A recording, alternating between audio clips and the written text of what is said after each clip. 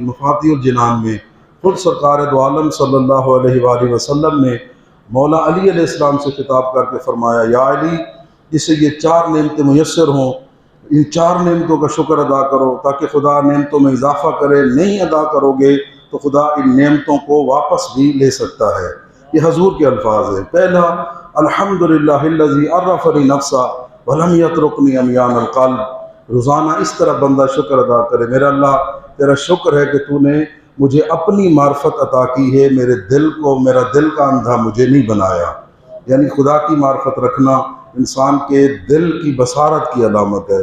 اور دوسرا، سرکار فرماتے ہیں کہ اس بات پر بھی روزانہ شکر ادا کرو، الحمدللہ الذی جعلنی من امت محمد صلی اللہ علیہ وآلہ وسلم، کہ میرا اللہ تیرا شکر ہے کہ تو نے مجھے اپنے حبیب کا امتی بنایا ہے۔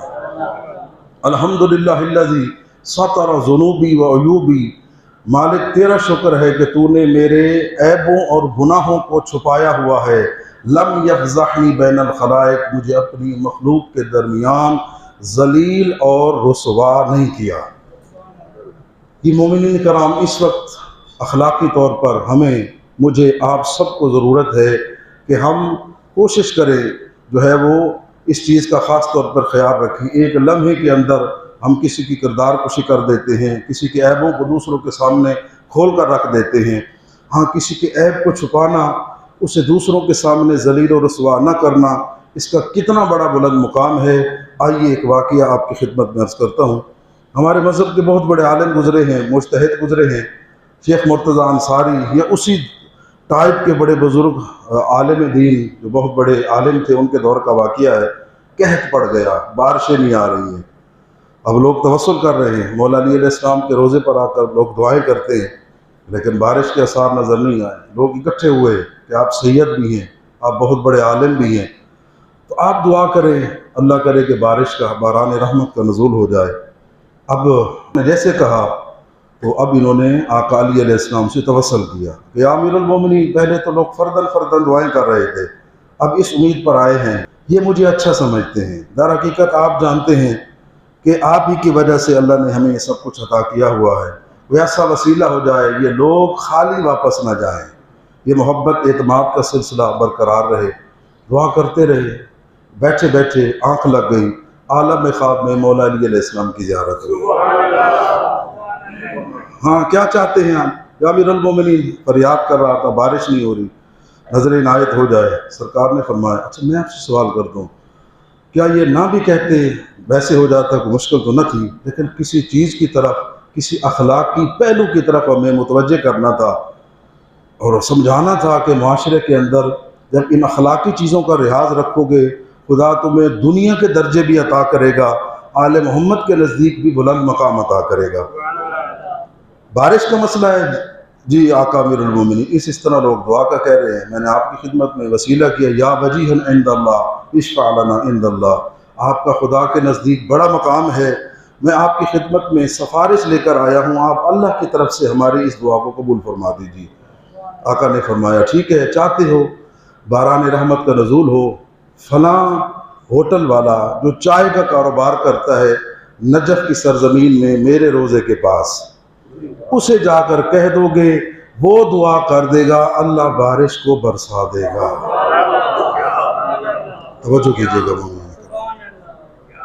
نجف کی سرزمین میں ایک چھوٹا سا ہوٹل ہے، ڈھابا ہے، ہوٹل میں نے کہا ہے، چائے کا ڈھابا ہے، چھوٹا سا ٹی سٹال ہے، وہ ہمارا حقدار ہے، میں امیر المومنین کہہ رہا ہوں، وہ کہہ دے گا یا اللہ بارش برسا دے، اللہ اس کی دعا کے صدقے میں بارش برسا دے گا۔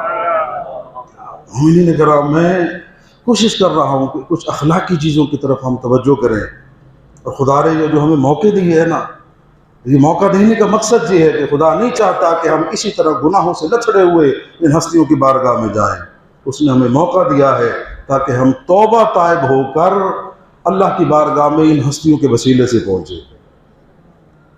اللہ اکبر، حیران ہو گئے، اس دور کا بہت بڑا عالم مرجع آقا امیر المومنین خود فرما رہے ہیں کہ وہ چھوٹا سا اس کا چائے کا ڈھابا ہے، وہ کہے گا تو اللہ دعا کو قبول کر کے بارش برسا دے گا۔ حکم امیر المومنین تھا، چلے گئے۔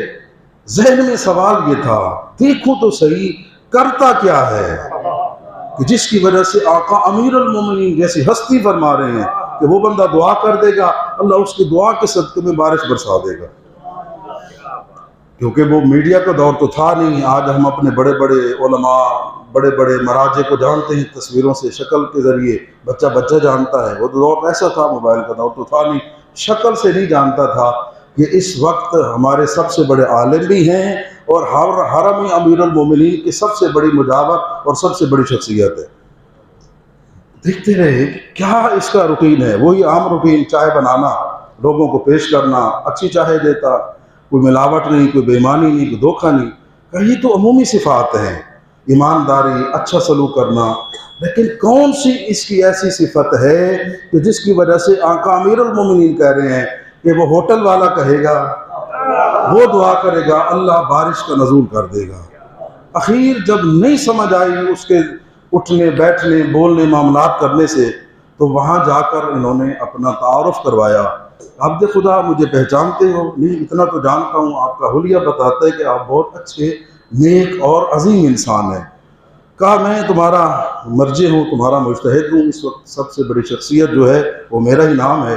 بڑا ادب کے ساتھ میں لا کے پہلے تعارف کرواتے۔ کہا ایک کام سے آیا ہوں، پتہ کیا کام ہے؟ نہیں میں نہیں جانتا۔ کہا مولا اس وقت جانتے ہو ہمارے عراق میں قحط ہے، بارش نہیں آ رہی۔ میں تو روزانہ کہتا ہوں اللہ کرے ہمارے دکھڑے ٹل جائیں۔ کہا مجھے مولا علی نے بھیجا ہے، تم دعا کرو گے بارش برس جائے گی۔ بندہ حیران ہو گیا کہ میرے جیسے گناہگار عام چائے والا مولا علی علیہ السلام فرما رہے ہیں کہ تم دعا کرو گے بارش برس پڑے گی۔ اب قبلہ نے سوال کیا، عبد خدا کون سا ایسا تیرا عمل ہے کہ جس نے تجھے خدا اور مولا کائنات کے قریب کر دیا ہے؟ مومنین اس پر خصوصی توجہ فرمائیں۔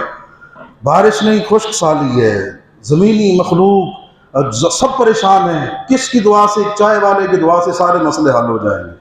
کہ کون سے تیرا روٹین ہے کہ جس نے تجھے اس منزل پر پہنچا دیا ہے کہ مولا علی علیہ السلام فرما رہے ہیں تیری دعا کی وجہ سے بارش برس پڑے گی؟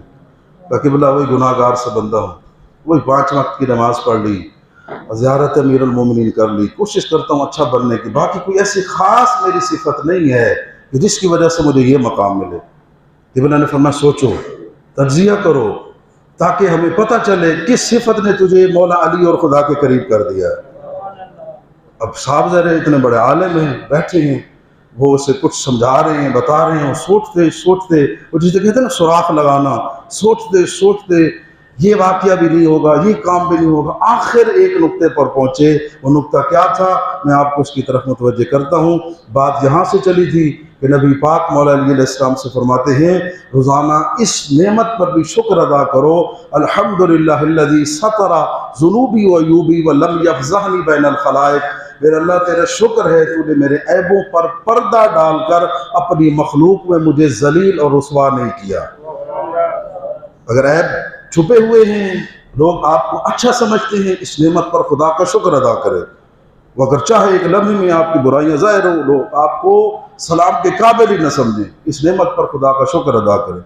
اس نے کہا ہاں مجھے یاد آ گیا، میری شادی ہوئی، اور شادی ہوئی صاحب ذرا ایک عام سا بندہ، عام سے گھر میں شادی ہوئی، اور پہلی رات ہی میری زوجہ نے مجھ سے یہ کہا کہ میں آپ کو اپنی زندگی کا سب سے بڑا سچ بتا رہی ہوں کہ اس طرح مجھ سے غلطی ہوئی ہے، اور غلطی یہ ہوئی ہے کہ زبردستی کسی نے میرے ساتھ فعل بد کیا ہے اور میں اس وقت حاملہ ہوں۔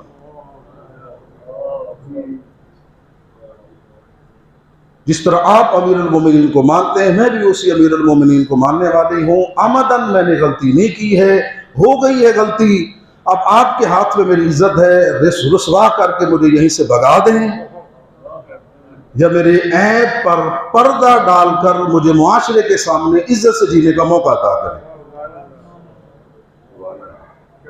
یہ کہتا ہے کہ میں نے سوچا کہ میری شادی ہوئی ہے اور میری زوجہ مجھ سے یہ کہہ رہی ہے، پھر میں نے سوچا کہ اگر میں اس کو ابھی ذلیل کر کے بھیج دیتا ہوں تو کیا ہوگا؟ ہو سکتا ہے تنگ آ کر خودکشی کر لے، مر جائے، کل میں کس کو جواب دوں گا؟